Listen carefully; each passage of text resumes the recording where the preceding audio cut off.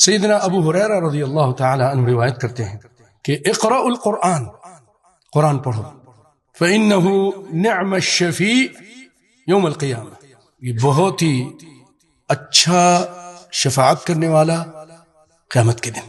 انه یقول یوم القیامہ، یہ قرآن پاک قیامت کے دن اللہ سے کہے گا یا ربی، اے میرے رب، حلہ حلیۃ الکرامہ، اس کو عزت والا احترام والا لباس اس کو پہنا دے.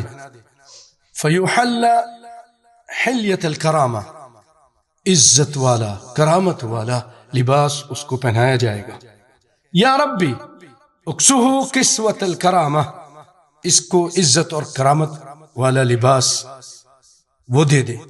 ایک لباس پہلے پہنایا، اس کے اوپر ایک اور اچھا لباس. جیسے اب دیکھتے ہیں آدمی یہاں عرب لوگ پہلے جیسے جبہ پہنا، اس کے اوپر یہ اس طرح کی بشت پہنتے ہیں عزت اور کرامت کے لیے.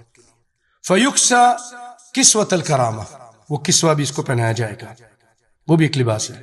پھر کہے گا یا ربی البسہ تاج الکرامہ، اے اللہ، اے رب، اس کو عزت و کرامت کا تاج پہنا دے، اس کے سر پہ تاج سجا دے.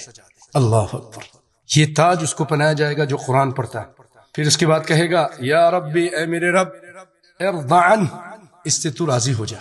اور اللہ تعالیٰ قرآن میں فرماتا ہے ورضوان اللہ اکبر، سب سے بڑی چیز اللہ کی رضامندی ہے. فلیس بعد رضاک شیء، تیری جو رضامندی ہے اس کے بعد کوئی چیز نہیں، بس تیری رضا چاہیے. حضرات، اس کو دارمی نے روایت کیا ہے، اس کی سند حسن ہے.